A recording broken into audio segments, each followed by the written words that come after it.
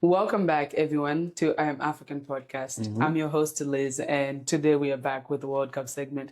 I know you guys have seen everything that has happened with this World Cup, but I just thought maybe me and my co-host here, Merdi, should come and talk about our reactions, right? Like our analysis of what has happened so far in this World Cup. A lot of teams have played 1 or 2 games. So on today's Sunday, June 20th, we're going to talk about the match day 1 of all the African teams and match day 2 of those who have already played so far.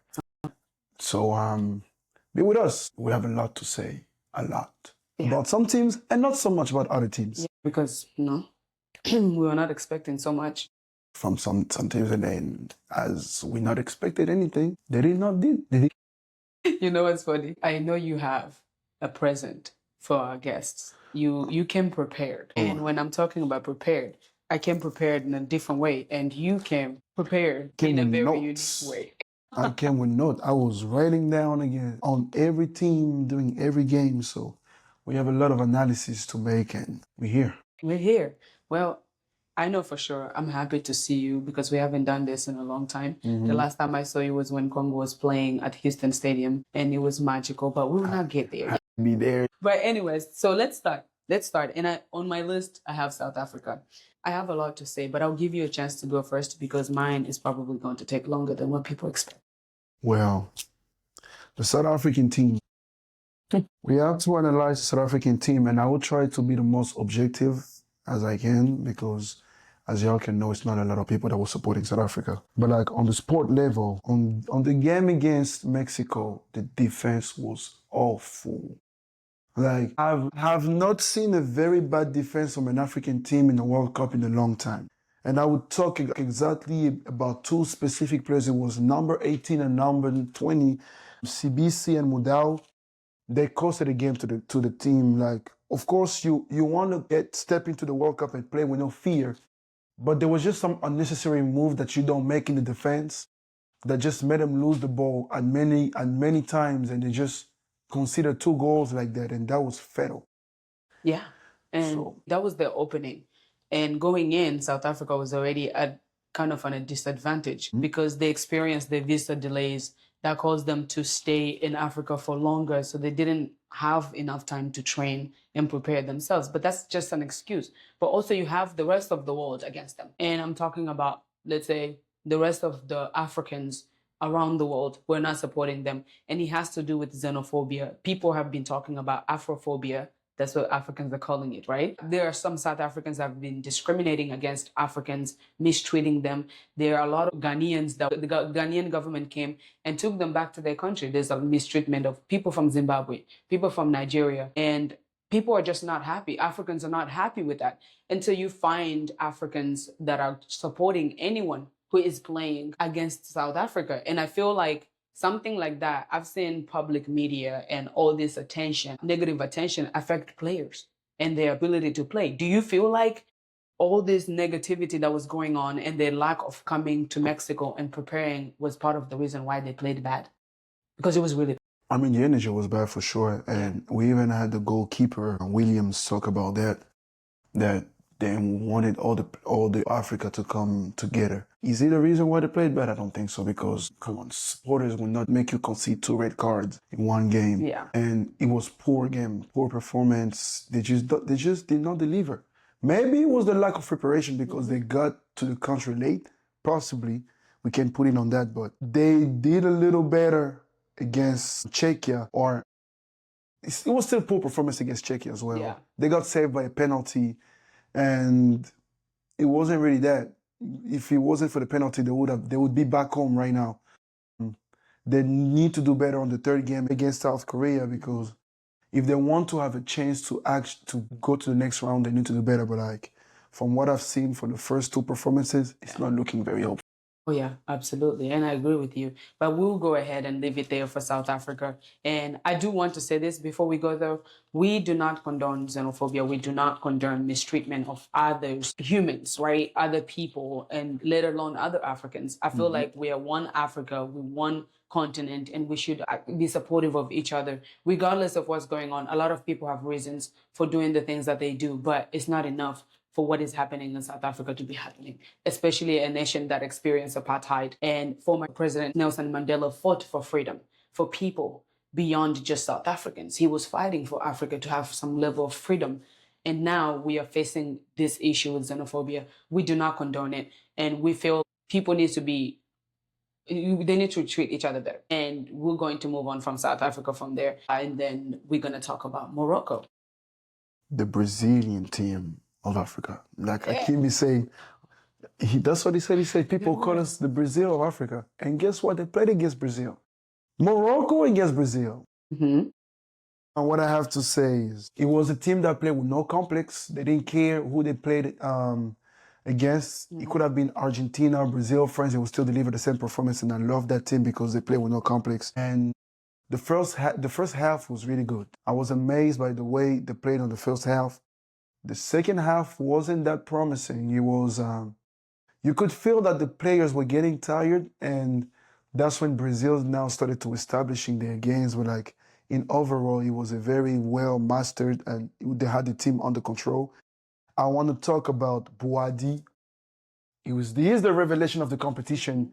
20 years old, I think, playing for the Lost. He came, controlled the midfield like prime Casemiro. He wasn't scared. He was playing. He gave Brazilians tough time. And it really gives an image of what we should do as Africans right now. Give the youth a chance. Yeah.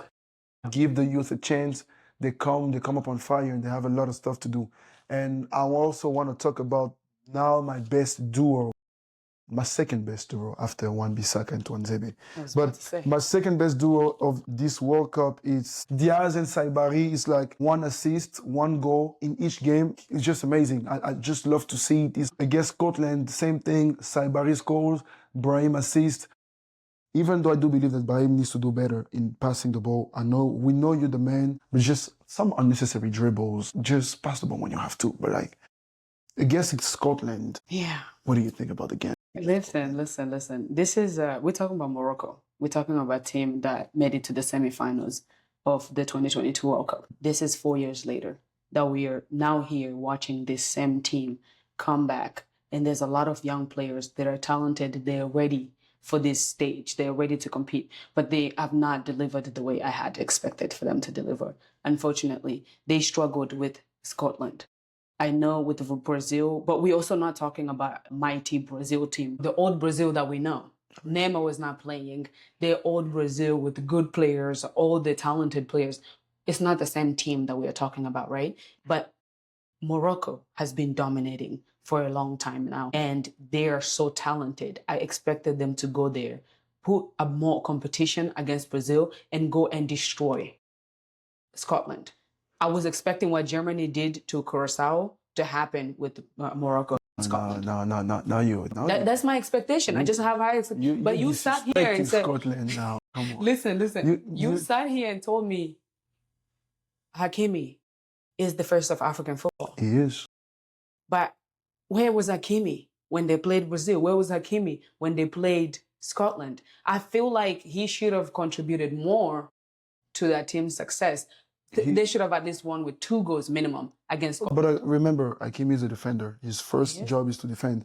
So he contributed to that success because, first of all, they did not concede more goals against Brazil, and they got out of Scotland with a clean sheet. And it's hard to have a clean sheet in the World Cup. Scotland has a good team. They have Scott McTominay. They have... It's Scott McTominay. It is Scott McTominay. He's not the man that people think he is. I watch him play in Premier League multiple seasons. Talking about Napoli Scott McTominay.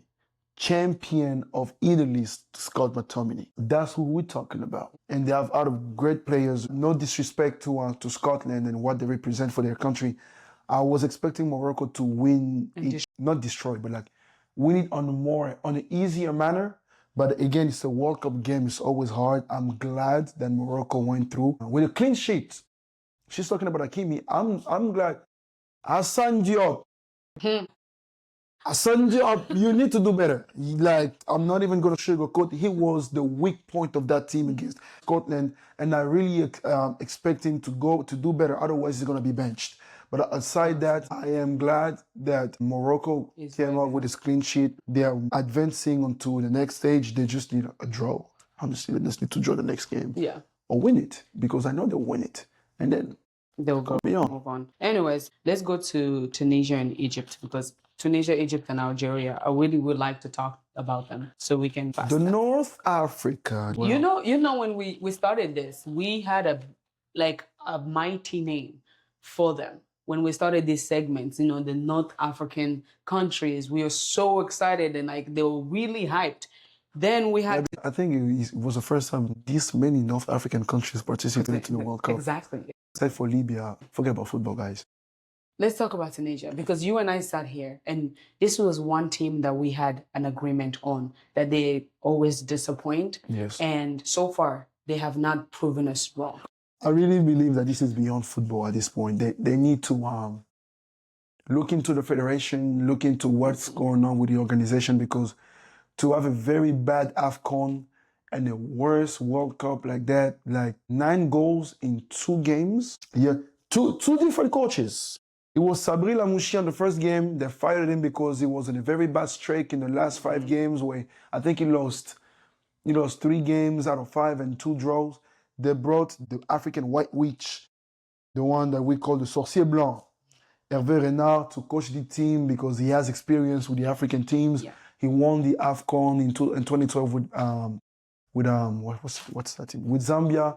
He won the 2015 AFCON with Ivory Coast, qualified Saudi Arabia to the World Cup. So he has experience, and they brought him. Still disappointing. 4-0 against Japan. I think it's safe to say Tunisia is doomed. I think it's going to take magic. I don't think this is a coach's problem. I don't think so. I feel like this reminds me of that Chelsea situation that Chelsea in Premier League has been having, where they're just firing coaches left and right. But sometimes the passion is within the players. Sometimes if the players don't show up, you're not going to always blame the coach, because if you have uncoachable players, the coach is not going to do much. But I know there are coaches' decisions that might affect the game, but this is beyond coaching. I think this is a problem with the players, and they need to make some changes with the players, or just have conversations. Look at the team. Do they really want it? If Cabo Verde can come and do that, Tunisia can come and do whatever they are supposed to do. That's why I do believe it got to be something beyond football. Maybe it's the federation, maybe it's the Ministry of Sport, maybe it's the country itself. Something got to be done. Every African team went to that rough path. Every African team. For Congo, the worst of our country was in 2011. We were not even in the top 100 teams in FIFA. And we also had to go through the reconstruction time from 2019 to 2022. So I do believe that Tunisia will come back better and bigger. But right now, it's questions to be asked and to be answered. So, yeah. And I feel bad for the fans. But let's move on to Egypt, another North African country. So the good thing is right now, right? Egypt has only played 1 team. They've only played 1 game. And they drew that game against Belgium. So now the question is, the performance in that game, do you see any hope for Egypt going forward? Egypt is still yet to win a World Cup game. They were doing great. They scored first, kept the score the same for a long time until they got equalized on. But they still haven't won a game. Yeah. So they're on like 0 win, 3 draws and 5 losses. Yet to win a game, but it looks hopeful from what I saw. Now I got a question to ask. Is it the awakening of a giant? Is the Pharaoh actually waking up after being in a tomb for almost 100 years in the World Cup? Almost. Is it now the time for Egypt? I honestly don't know. For Egypt? Yeah. Well, I have to watch them play the next game, because they did play Belgium, and Belgium is not an easy team. Exactly. And they made Belgium struggle the way they did. Mm-hmm. So I need to see them play the next game and see what happens. That's what we're going to do, because I do believe it's time now. We started this segment talking about Egypt is the cursed team on this competition, giant in Africa, but a very tiny cheek in the world. And now they just show that Mohamed Salah and his players can actually contribute to this competition. So I am really hopeful for the future of this team. Yeah. And the fact that Mohamed Salah, and I already told you, he should be one of the people that we talk about when we talk about the face of African football, right? So this is kind of showing my point when I said he should be one of the people, one of our legends that's respected. And right now, legend respected already. yeah. But then when you start comparing him to players that are just now coming up, popularity contest, winning trophies and stuff, then we're talking about a different conversation. I agree, but like all the Premier League fans would agree that he is one of the best wingers. I don't know right now. Because of his performance with Liverpool, people have been questioning him. But I feel like this World Cup is the time. Remember when we talked about the fact that would this affect his legacy or not? I think he's going to prove people that his legacy is going to be untouched, regardless of how he plays. We hope for the best for the King of Egypt. Yeah. Okay, let's go to Algeria. I know you have a lot to say because I don't have much to say about Algeria, to be honest with you. Fennec, I don't know what to say. I wasn't expecting this loss. They were not expecting this loss. Nobody was, because, of course, it's not the promising Algeria that we saw at the 2014 World Cup, or it's not the mighty Algeria that we saw from 2018 to 2020. And remember when they went on those not losing streak in Africa and losing games? It's not that team. They've been under reconstruction.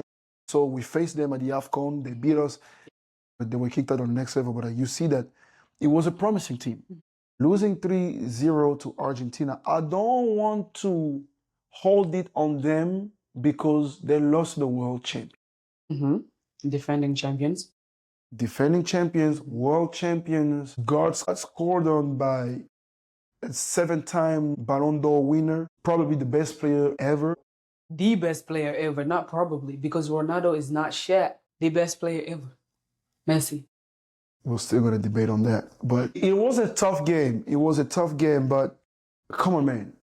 I don't know about the other goals, but the first goal, we've been watching this player play since 2004. So for the past 22 years, we've known and seen how he plays. Exactly. And we know that you cannot let this man roam free at a distance of at least 3 meters. Because that pass from the pole, Messi was alone. Yeah. The defenders were running back, and as soon as he touched the ball, he made 3 steps. I said he's going to score. The first 2 steps when I saw the position of the defenders and the way he got the ball, I said, you don't do that. You don't do that with Lionel Messi. You don't. You have to step on him. You have to press. At least try to prevent him from having space. He did not need much. He needed 3 steps, 1 shot, goal. But then the thing is, I think something about that game that pissed me off the most is because I sat here and told people that this World Cup was going to be different. You're not going to go and predict what's going to happen. This is not a World Cup where you have Argentina come and score, has 5 goals and go home. But then there's Algeria. They pissed me off because it was easy. There was no defending. Messi would touch the ball. Nobody's there with him. So what was the defense? What was everybody doing at the World Cup? That's how you know that football doesn't happen on a studio. It happens on a pitch. We can say whatever we want to say. We can have hopes and predictions and analysis before games, but like everything happens within 90 minutes. And I hope Algeria will bounce back. I hope they will show who they really are to this world. Yeah, Haj Moussa is the leader of this team, and I do expect him to do better on big games, because you can't be the best in the continent and on the world now. You're just hiding behind. I hope he's gonna be the leader that he has to be. I agree. Okay, now we've gotten through those. Let's go back. We're gonna go back to Côte d'Ivoire, Ivory Coast. Let's talk about Ivory Coast. I have a lot to talk about Ivory Coast. First, they beat Ecuador 1-0. That was nice. It was amazing to see an African team go there, get the job done. And then yesterday, they played against Germany. And granted, Germany came on with the hype, They just destroyed Curaçao. 7-1. 7-1. They scored 7-1 against the team in the World Cup. They come in there, the energy was high. They wanted to just get the job done, go home. their high spirits. Then Ivory Coast said, nah, that's too soon. We are not Curacao. You're not going to come here and play this like you're going to play against some small team. They did really well. No disrespect to Curacao. No disrespect to Curacao, but are we still going to apologize for disrespecting them after they just got disrespected by Germany like that? They drew on the next game. They got 1 point. That is true. First World Cup, That 1 is point. true. No disrespect to Curacao. We love you. But anyways, so we go back now. I think that game, Ivory Coast should have won that game. I think and everyone in the world, and not just because I'm being biased as an African, but I just feel like Ivory Coast should have won that game because they did outplay Germany at some point. And then we get to a point where things should have gone differently. And it didn't. Germany scored and won that game that they didn't deserve to win. They didn't earn to win that game. If Germany didn't deserve to win, I don't know. The game was pretty tight between those teams. Ivory Coast managed to keep the score the same for a long time until they got equalized on, and then they got scored on again.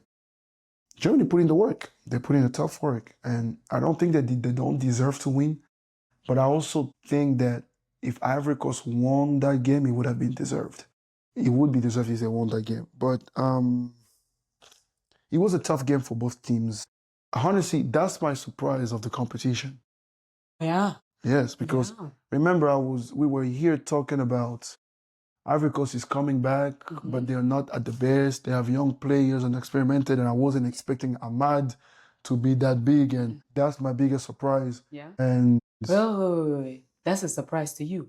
I think I remember sitting here and saying the one player out of Africa that is going to surprise everybody, that's going to be most talked about, was Amad Diallo. Yeah. I think I remember saying that one of the young stars that is going to come out of the continent of Africa, out of this World Cup in 2026, that everybody will talk about is Amad Diallo. I never doubted that, and I think he is proving me right, and I like to be right. Ooh, if it was good. But he's proving the rest of the world that he is the man that should be looking at. Well, he's not the only man. I also have to give a big shout out to Yann Diomande, great number 11, great player, and Yaya Fofana. You've been in French we say mon coup de cœur. You're the one that I've seen great goalkeepers this World Cup, but you've been great. Against Ecuador, it was great. Against Germany, it was great. Of course, he got scored on 2 goals, but the way he was playing and holding that defense down, it was great. And Franck Kessié, shoot, man. What pisses me the most with this game is it was this close. It just showed that when you play big teams, you got to be focused the whole game and you have to have the legs. We could see from the 80th minutes to the end that they were tired, they had cramps and all that, but they played really well. That midfield should stay Kessié, and they have a new a young 20-year-old man that came. He plays in Turkey. I think he played for Transasport. His name is Christ. I need to get his name because he played so well. Just like Christ. Well, his first name is Christ. He played so well. He tried 5 dribbles and he succeeded all these 5 dribbles. And like I was saying for Boadi, give the youth a chance. It doesn't matter if it's the World Cup, the AFCON. When you're good, you play. And he was good. He played so well. I hope he will keep on playing and will never see the bench again. On the other hand, I got 2 players I hold a grudge against. Yes. Okay. Seko Fofana. You came into this team as being the big bro, the leader and all that, and you haven't showed anything in these 2 games. At this point, if you're not here to lead the team, you're going to be benched. And Adingra. Simon Adingra. I think we knew this was coming when it started. You know what? We're not even going to say anything about it. No. We're going to let Ivorians themselves talk about him on the comment section. No. Let Ivorians talk about Adingra on the comment section. I have a message. Because I don't know why I feel so affected by this. I don't know why I feel so affected by this. Simon Adingra. Simon. Listen, you cannot be a player of your caliber. You cannot be coming to the World Cup and doing the things that you did yesterday. Bless my soul. Today is Sunday. I'm going to try to be nice. But you have a chance. You have a chance to do something good for your country. You have a chance to beat Germany after what they did to Curacao. You have a chance to make a statement. There's somebody, Nicolas Pepe, created that chance. Mandem ran for his life to make sure that they scored a goal. As soon as he came in from, like, once he was subbed in, he started making impact. And then we have this stupid idiot that is there waiting for the ball. They pass him the ball. And all you're gonna do is trying to show off for the ladies. I don't know what you're trying to show off for, but I am so pissed off at that game that I've never seen a player make such a stupid decision in my life. Wait. Remember Gianna Samoa hitting the crossbar in 2010? That tops everything for me. But This player, I think, can come second, but Gianna Samoa crossbar still hurts me till today.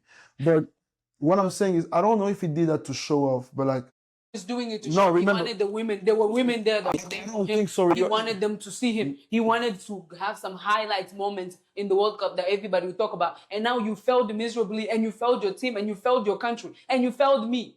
And I'm not even Ivorian. I mean, he sure did fail the continent, but like, you have to remember something. He's playing against one of the best teams in the world at the highest stage in the world. I mean, pressure.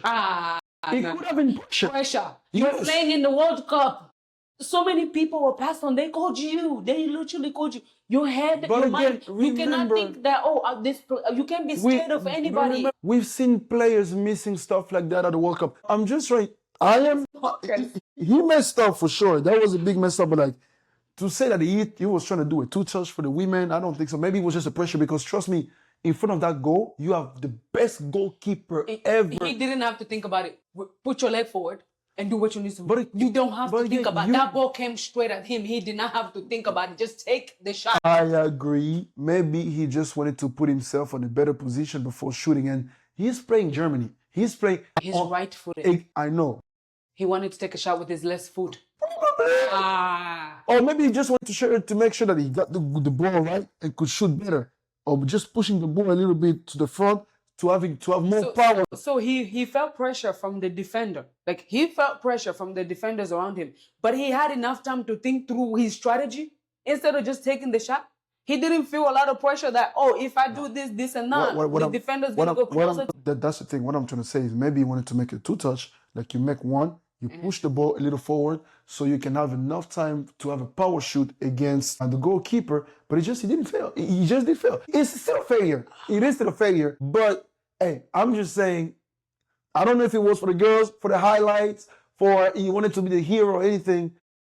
We just cannot take away the fact that on the other side, it was the best goalkeeper ever. That goalkeeper was not going to stop that shot.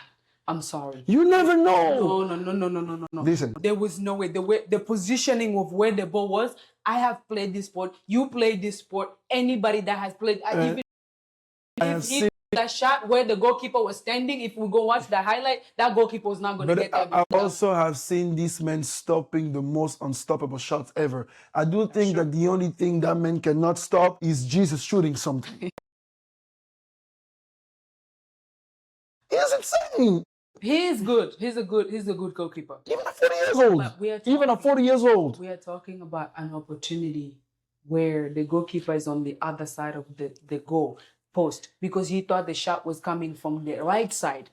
And then the ball was crossed to Simon Andingra. And Simon Andingra stood there with his 2 feet, one right, one left. The ball was on his right foot. Instead of Mandem taking the shot, Mandem tried to dribble around the ball, trying to make you look cute or whatever he was thinking. There is nothing that will ever justify that thought process at all. Messi would not have done that. Even Ronaldo, of all people, wouldn't have done that.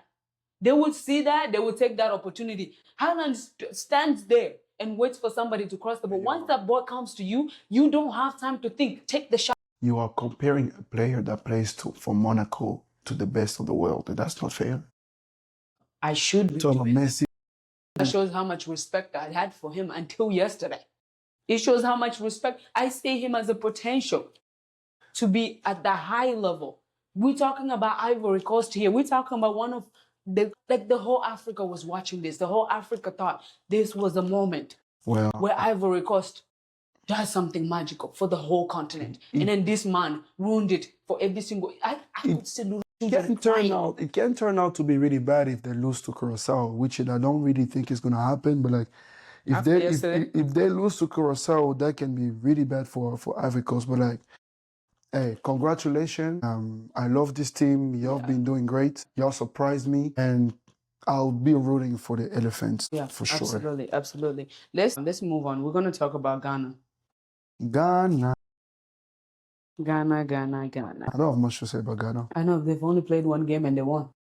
But again, it was not an easy win. Like, come on, you're the Black Star of Africa. When you struggle against Panama, and don't get me wrong, all respect to Panama, because for the past 3 years, Panama has shown a very good level of consistency and growth. But like when you come to this World Cup as Ghana, 4-time AFCON winner, you have some good runs in the World Cup. You cannot be struggling against a team like that. You won, but like if you look at the possession, the attempt, Ghana was dominating. I am so happy they won. I am happy just as much as I am happy Morocco won Scotland, clean sheet, 1-0 win at the World Cup. Always a great thing because some teams haven't won a game in the World Cup. So I'm so proud that y'all did that. But like you cannot scare yourselves like that. You cannot. Because it's going to be big games coming, and if you already show that you can struggle that much against a team like Panama, Ghana, you are Ghana. The Black Stars. The Black Stars. With some great players, you need to do better. But I'm happy. It's 3 points, always important. Let's move on to the next game, and I hope you're going to win it. Oh, yeah. But I will go back to this, though. Remember when we sat here and we asked the question, are they still stuck in that 2010 debacle that happened in 2010? And they're coming here. 2010 was not a debacle. They went to the quarterfinals. Come on. But listen. They were close to... Yeah, their heart... A good result. The debacle is when you lose 9-0 on your first game in the World Cup. Okay, first of all, why are you bringing that up? It was more like the shock that was created, and I feel like it has lived with them for a very long time. And I feel like they're trying to process where they are right now. This is the time where, like, you know, something traumatizing has happened to you, and now you are in that environment again. You're trying to figure out if it's going to happen again that way, or if the result can be different. I feel like they're trying to process the fact that they're in this World Cup, they're playing at this grand stage.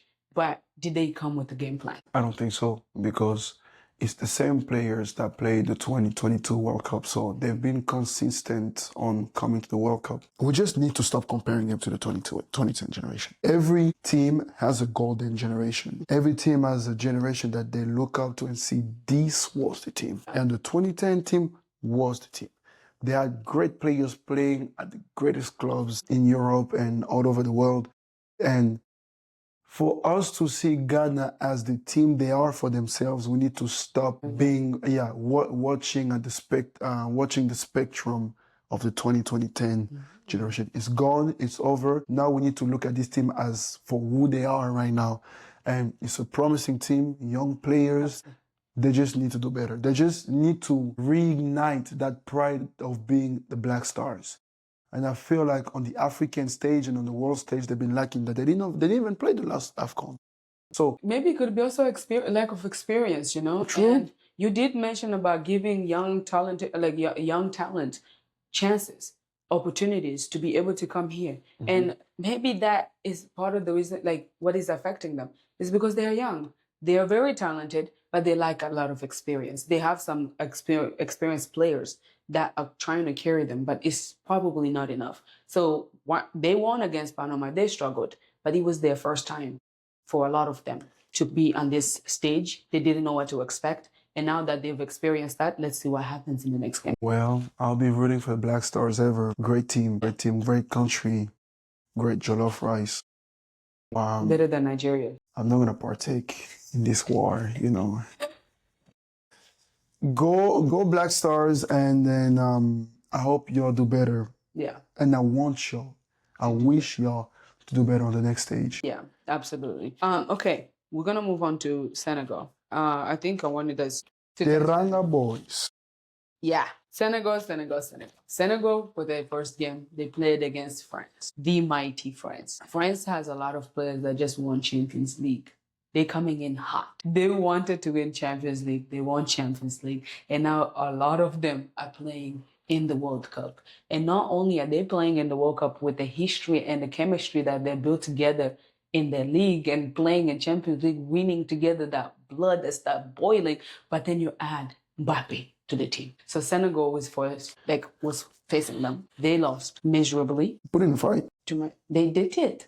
They did. But I expected it a little bit more because when I was talking about African countries that could win this, I thought about Morocco. I thought about Senegal. But then the performance. Because eventually, even if you get through this group stage, you're going to have to meet one of these mighty teams. True. That's true. How are you performing against them in the group stage when you know eventually you're going to have to meet them? But I don't know how to feel about Senegal because it's either I'll be very mad because it's a great team and we had great expectation. But also you have to acknowledge the fact that it was France. Acknowledging the fact that it was France on the other side diminishes the fact that they are Senegal. Right. But they are one of the teams that had the hardest preparation before the World Cup. They've been complaining about the food being bad, so players have been ordering food outside because the catering service is bad. The condition of their training field is bad. Hotel. I think the team manager is not there. So they had it. And fans were not even allowed. A lot of their fans were Exactly. A lot of their fans were denied visas after what happened in Morocco. So they had it hard. But also, I can say that they had some promising moments during that time against France. The first half was good. They just happened to have Nicolas Jackson as a 9. Should we have a moment of silence? Because talking about Senegal, I have another message. And this time it's for Nicolas Jackson. Because as a Chelsea fan, I have dedicated my life to Nicolas Jackson.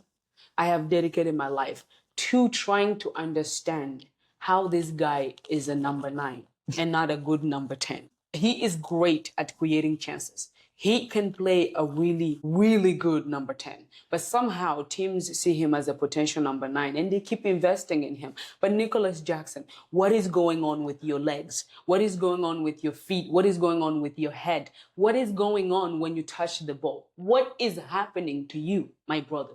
Because I will say this, John Mikel Obi called him out on his podcast. And Mandem was like, you're supposed to support African talent, but you're speaking out against them. You're trying to diminish our value, blah, blah, blah. What value are you bringing to the sport of football when your whole job is to touch the ball and score?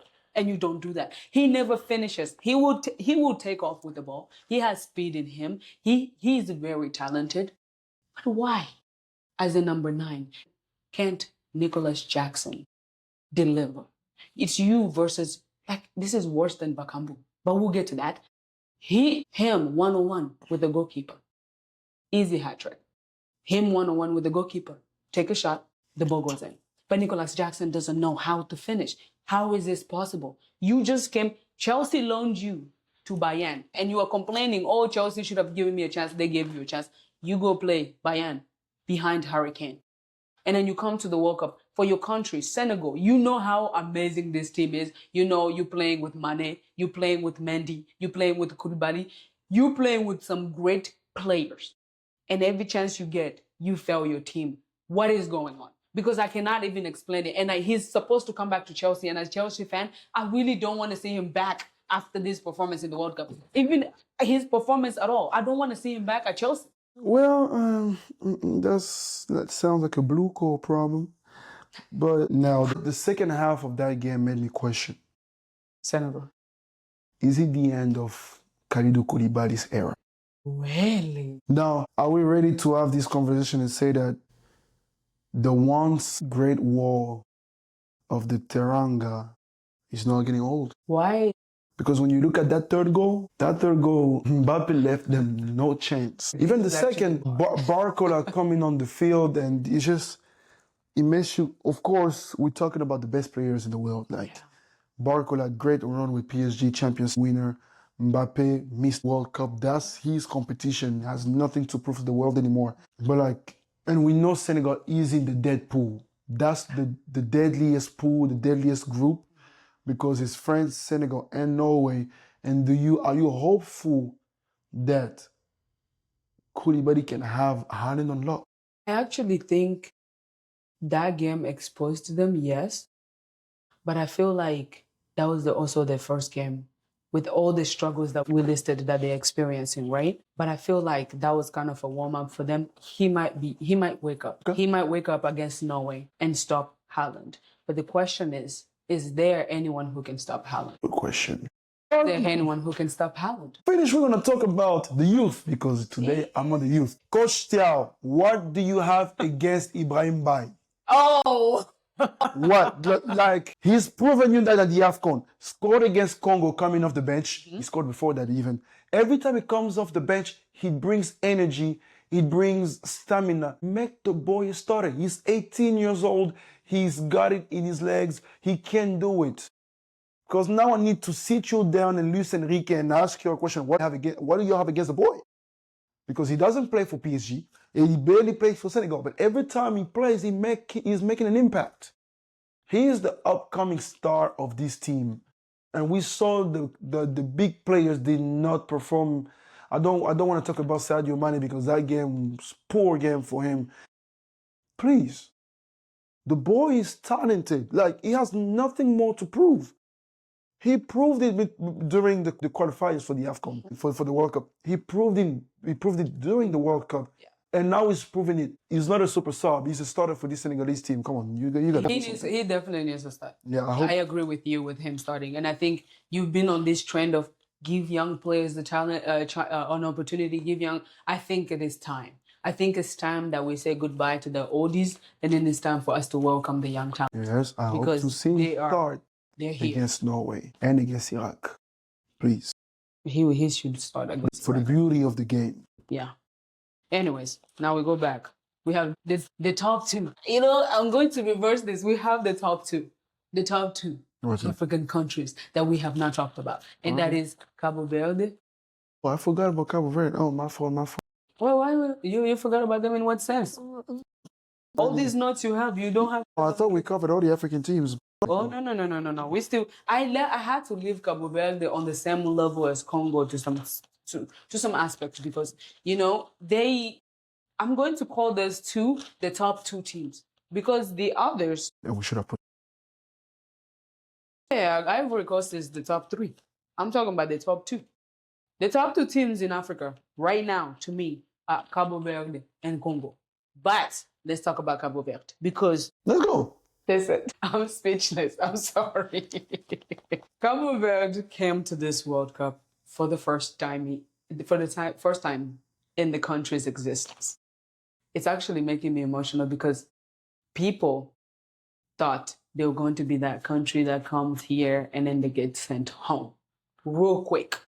The fans experiencing this for the first time, so they didn't really have a lot of fans in attendance. Like, there was no expectations because you don't have a record of having done this before. You don't have people like, you know, expecting anything from you. So people are expecting nothing from you. And then you come and play against Spain. We're talking about Spain. Espanol.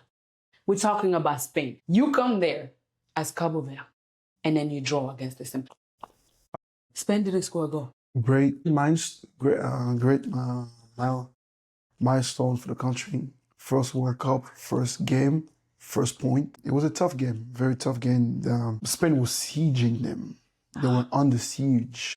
And you didn't let the colonizers win you, huh? But it was a tough game for them. Virginia, and what do you want me to say? 40 years old, first World Cup, and outstanding performance. Clean sheet. Outstanding. You were a wall. I'm pretty sure if you were the wall before the colonizers came to Africa, we would never be colonized. Yeah. The Great Wall of China at this point. The Great Wall of Africa, because that one would be stronger than the Great Wall of China. You can take down the Great Wall of China. But this one, you couldn't take it down. Amazing goalkeeper. And it was a tough game. But do we have hope of Cape Verde against Uruguay? Absolutely. It's not the best Uruguay either. Yeah, they have not played really well at all. So if Cabo Verde can play like that against Spain, I have great hopes for them. And they're playing in Houston, Texas. They're playing in the Houston Stadium, and I want to be there so bad. So if you're from Cabo Verde, please hit me up. I want to join you. I want to go watch this game because this country has me so hyped that I'll put my money on them. I think they're playing today. But I think they are playing today against Uruguay. I have hope. It's the World Cup. Like we said, it happens on the pitch and not in the studio. Go in there, show us that we still got to continue to be proud of y'all. And then one thing that I would like to highlight is Bazinia, congratulations, my brother. You went from 50,000 followers to 15 million followers after that one performance. Yeah. 15 million people saw you and they said, this is our guy. So go ahead and do what you are good at doing. We will always remember. Keep another clean sheet.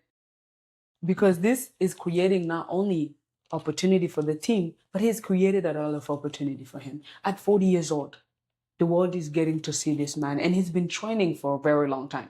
They did interview him. He talked about his story. He's been training for an opportunity like this. The country never got this. And even more, it's more personal because he was raised by his grandma. Yeah.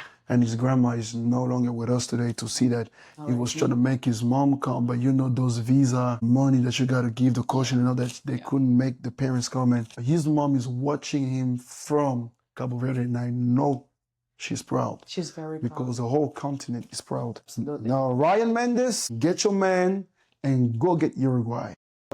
Yes. I like that. I really like that. Now let's get back to business. The business that matters, the business that affects us, the business that... Ladies and gentlemen, now is the start. It's the beginning of the podcast of this episode today. The beginning was just like, you know, the first part was just introduction. Now we into the matter. The Democratic Republic of the Congo. The leopard, second largest country in Africa by size, third by population, land of the Okapi, and Yohan Wissa. And unfortunately, Cedric Bakambu. Chill out now. We're gonna get there. Don't disrespect. He's the leader he's the leader. But we've been talking about that ever since Coach Desabo took over the team, the defense. I can proudly say right now we have one of the greatest defenses in Africa. In this World Cup. Oh, we're only playing one game. Come on, man. No, one game. That game was like 3 games in one.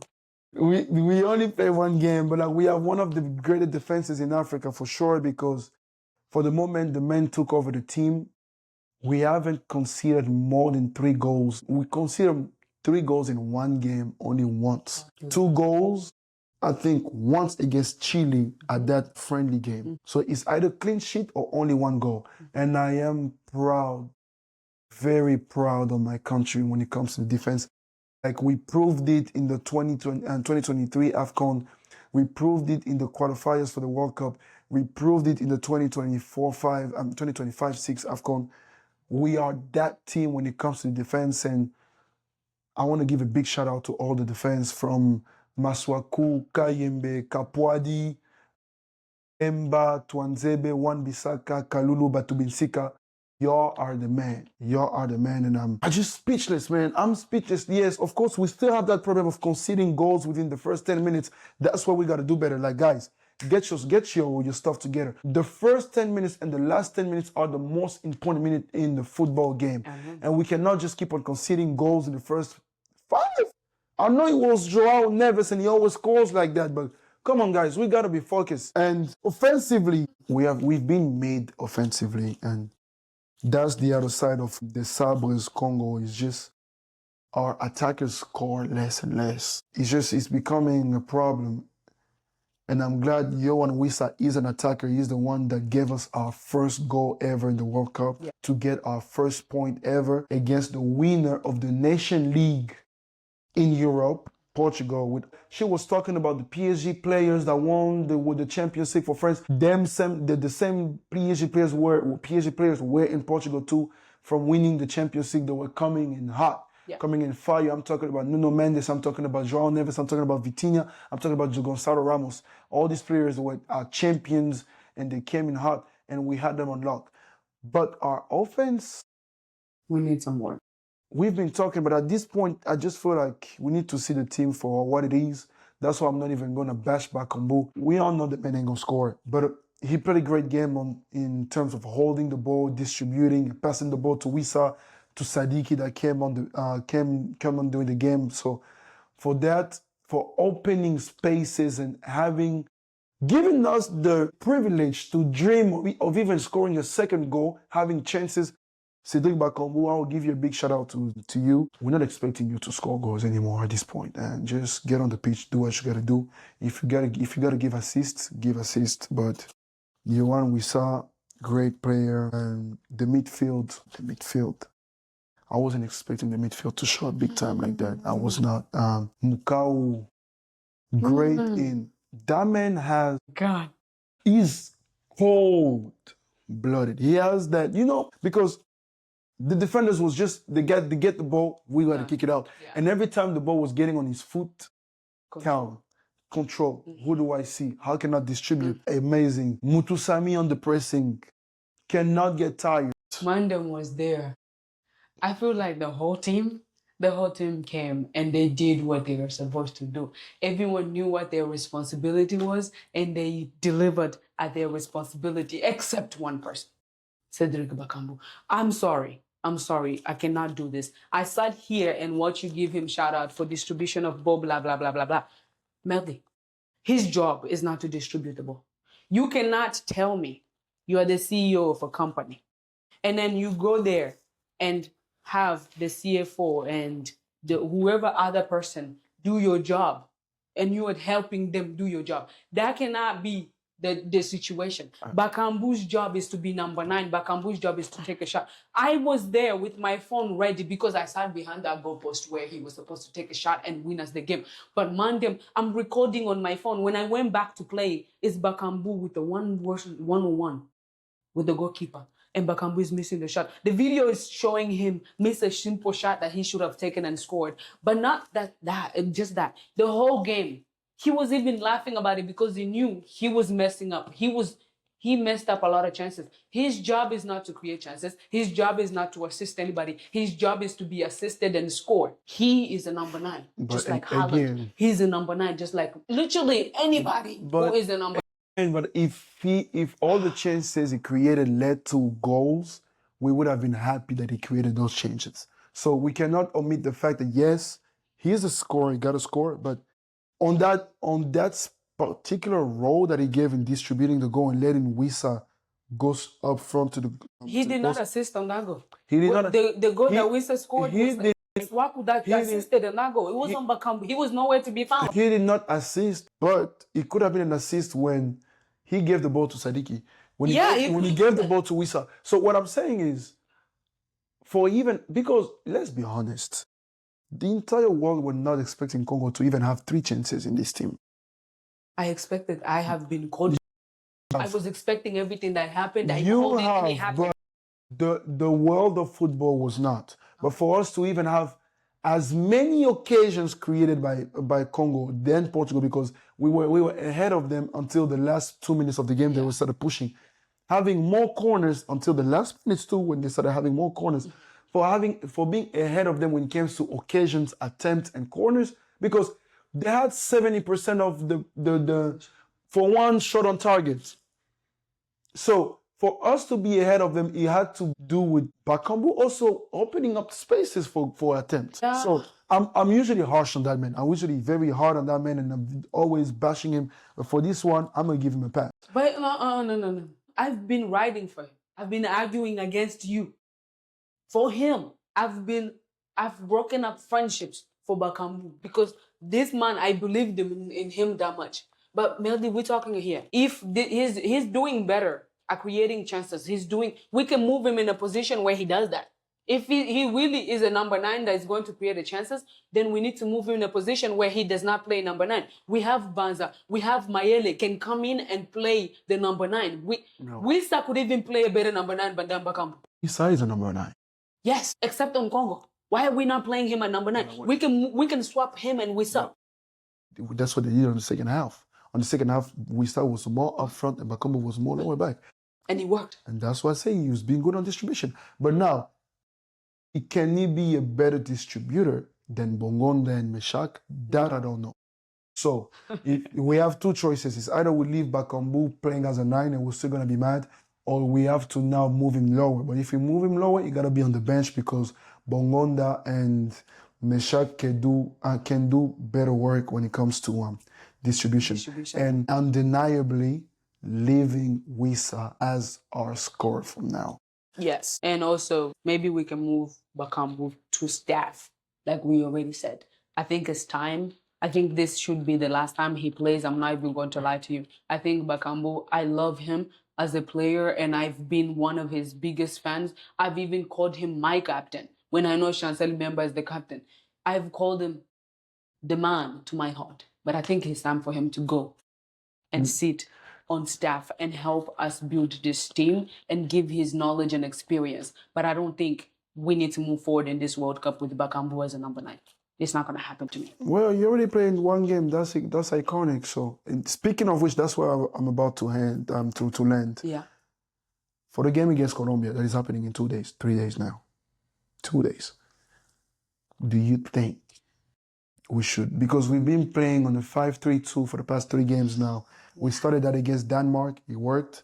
Against Chile, it wasn't that bad, and we reused that system, tactical system against Portugal. It's great on a defensive aspect, but it requires you to sacrifice the offense by only having 2 real offensive players.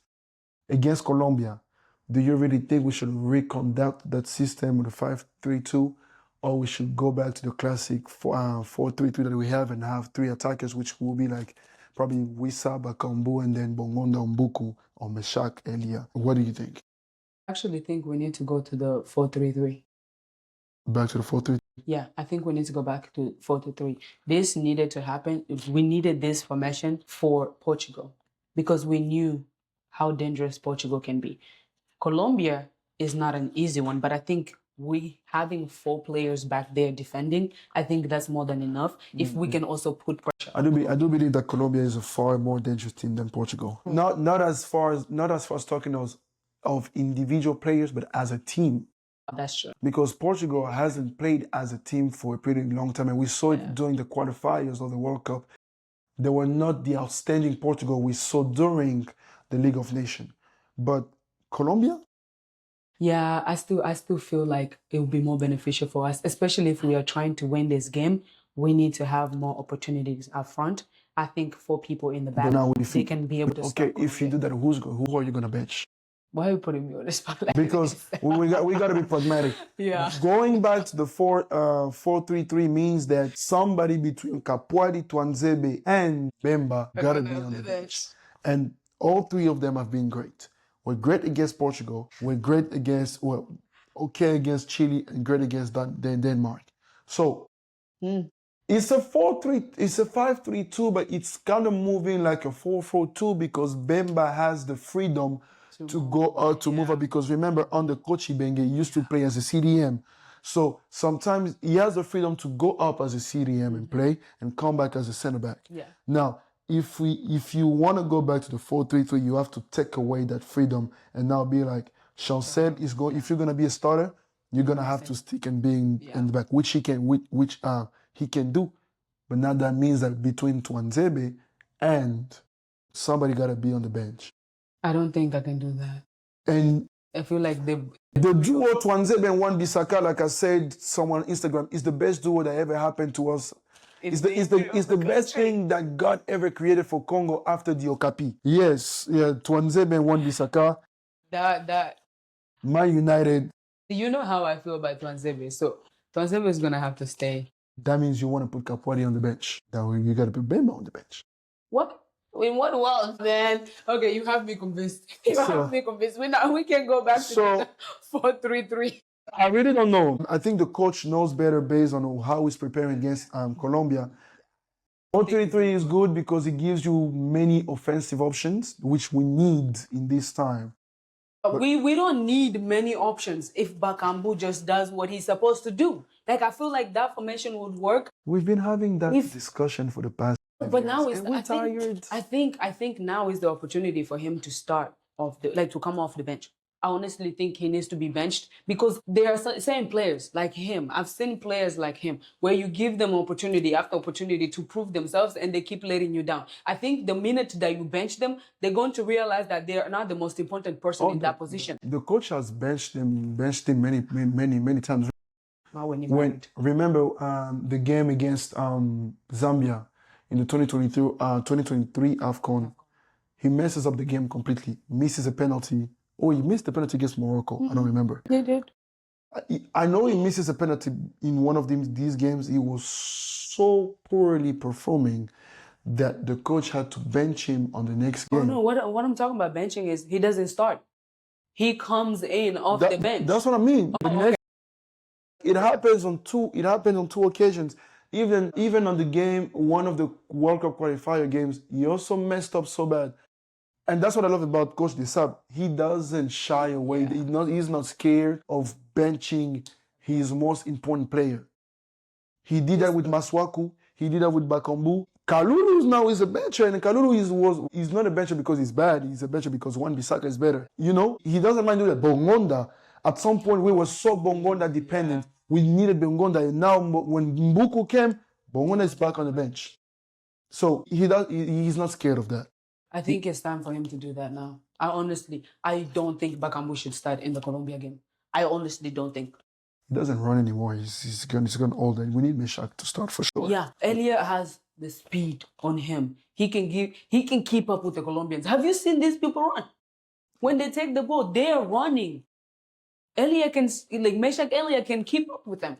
We need that. We don't need Bakambu and his slow self. Sometimes he walks, and it pisses me off when he's walking. Why are you walking as a professional athlete? But hey, remember, he was working on the first half so he could run on the second because the pressing was given in the second half. It was different. He was pressing. He looked like he came off the... Ronaldo, not Ronaldo, Portugal, no Portugal. I don't care. My team got that's the attitude I want to see, and I like the whole game for his position. He's have that attitude the whole game. And he doesn't have the legs to run the whole game anymore. You know? He's 35 years old. Lord, what do you want from him? But DR Congo, thank you. We were in the stadium. We thank you for the Congolese community that showed up big time, and we were having high expectations, and we talked on the last episode about the Congolese community, from the airports to the hotel to the stadium and everything. Thank you. Y'all showed up big times. Congolese people from all over the country and the continent came. The after parties were wild. We took over Houston until the Dutch came and took over Houston. Yes, yesterday. But we took over the Houston for the moment of 2 days, and it was amazing. The stadium, we were making noise. The stadium was full of Ronaldo supporters because it wasn't even that many Portuguese people. It was full of Ronaldo supporters, and we put in the work. We made noise. And it was heard. We made ourselves heard, and thank you for Congo, man. Yeah. We did support our team the best we could. We did show up. Shout out to the people that did every time in every aspect, from the training session, from the airport to the hotel, training sessions, interviews, and all the content creators that came and did their jobs to show Congo on the map. We were shot on the shade room. So to all these people that did their job and put Congo on the spot, including this podcast, and thank you, congratulations. I hope it's not the last time we're gonna be in the World Cup and not the last time we're gonna have the time to support. I hope you go to Mexico and support. Yeah. I hope you go to Arena. You come to Arena and support. Well, thank the government, thank the embassy, and all the resources they put to make this team be a top team in this World Cup. Yeah. And I hope we're gonna do great against Colombia, Uzbekistan, and we'll see if we're gonna go on to the next. We'll see when we go to the next stage. I will end it like that. Well, so thank you, everyone. Thank you to my co-host here, Merdi. It's always good to see you here. It's always good to argue with you about sports. But I love the moments that we get to sit here and talk about things that we're passionate about, especially the African teams and everyone else tuning in. Thank you. Thank you for your support. We are seeing what is happening with this podcast. We appreciate every single one of you for following our journey, being part of our community, and also staying with us. Keep the comments, because I love going in and talking to you guys in the comment, and all the people that are educating people about Africa, Fimbu, all those chants that we do. I'm grateful that you do that work, because us, we're really passionate, but we like to see you being part of it and getting involved. Thank you so much for tuning in, everyone. Don't forget to subscribe, follow us on social media. We are doing great so far, but we could do even better. This is IAmAfrican Podcast. I'm your host, Liz, and this is Merdi right here. We'll see you next time.